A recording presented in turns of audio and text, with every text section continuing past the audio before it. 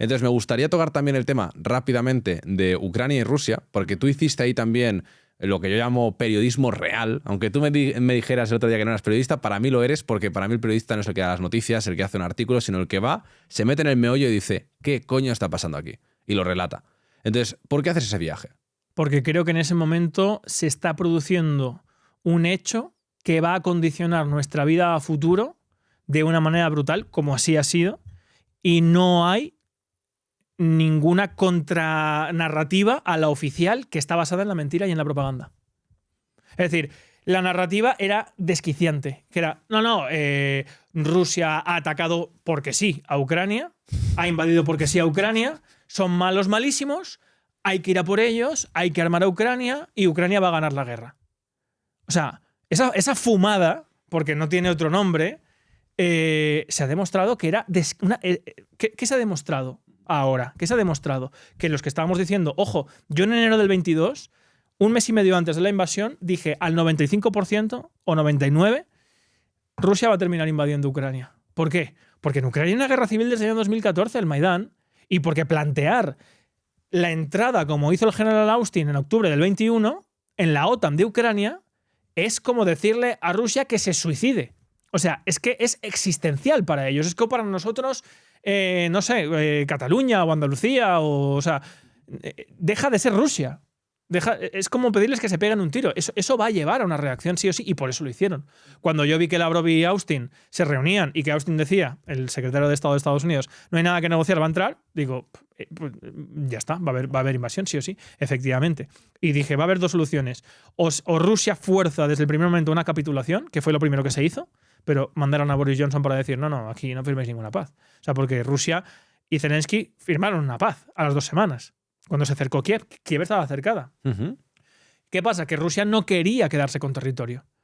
Quería mantener la neutralidad y el compromiso de que no iba a entrar en la OTAN. Y con eso se firmaba la paz. Y Ucrania mantenía su integridad territorial. Y Zelensky dijo, vale, firmo mañana. ¿Y entonces qué pasó? Mandaron al primer ministro del Reino Unido, a Boris Johnson. Eso está publicado. Y lo han reconocido ellos. A decir que no. ¿Qué es eso de firmar la paz? Que aquí no hay que... No. Aquí a la guerra hasta el último ucraniano. Y nosotros vamos a dar todas las armas que haga falta, no os preocupéis que os voy a dar todo lo que os haga falta con tal de vencer a Rusia. Mentira, lógicamente, pero les interesaba que siguiera la guerra. Entonces dije, vale, pues entonces ya está, solamente queda una solución. Al final vamos a vivir una Ucrania rota por la mitad, Ucrania del este y del oeste, igual que Corea. Y efectivamente han pasado 2 años y esa es la realidad. Eso es lo que yo he defendido desde el primer momento. ¿Qué pasa?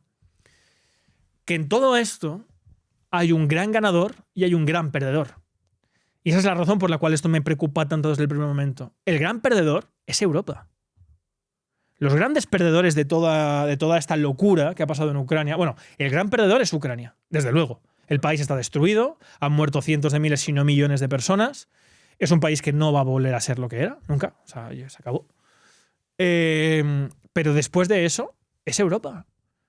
A Europa era el pretexto para hacer lo que Estados Unidos llevaba años queriendo desmantelar. El Nord Stream 1 y el Nord Stream 2, que lo cerraron. El gas. Después lo volaron por los aires.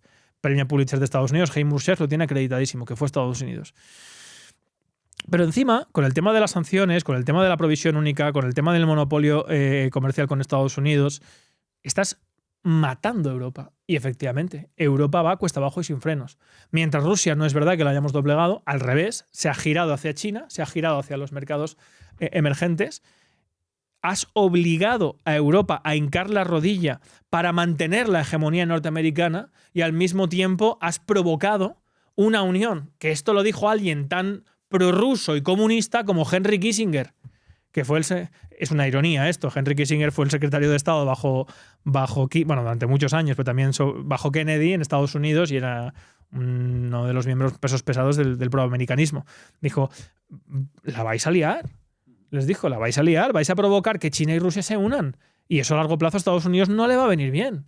Y lo han provocado, efectivamente. Entonces Trump viene a recuperar una doctrina, que es la doctrina Monroe, que realmente no la inventa Monroe, la inventa McKinley, que fue el único presidente que citó en su toma de investidura. Murió asesinado por un anarquista, que fue el que inventó el término América para los americanos, que realmente es América para Estados Unidos.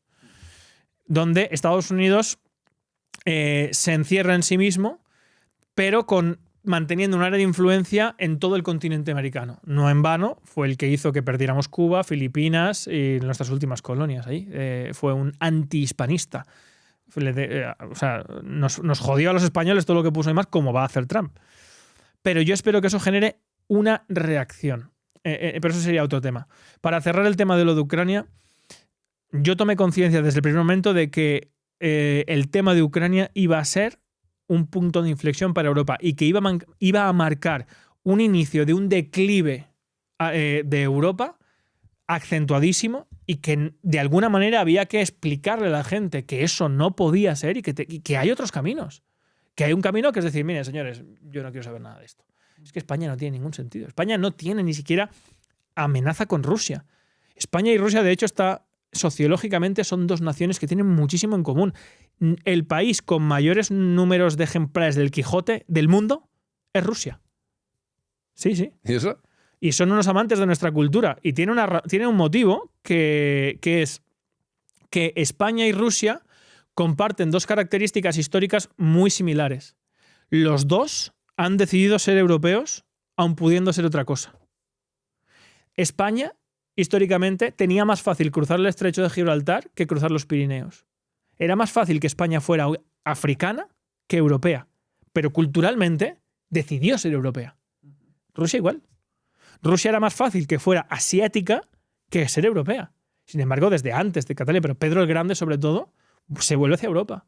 Y ya es parte de Europa. Y la historia europea no se puede entender sin Rusia. Esa voluntad de querer construir y formar parte de algo que es Europa es lo que define y lo que tienen de hermanamiento la sociedad de Rusia y la sociedad española. Y por eso Dostoyevsky y toda la literatura rusa tiene tanto que ver y nos identificamos tanto los españoles con ella. Muchísimo más que los norteños. No tiene nada que ver. No tiene nada que ver. Obviamente, por cuestiones de cercanía y históricas, pues es normal que Polonia, Finlandia, Lituania le tengan pánico a Rusia.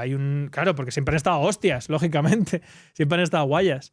Pero nosotros no. Nosotros tenemos otros puntos que defender que ni siquiera nuestra clase política está pensando en eso. Para empezar, hay que parar los pies a Marruecos.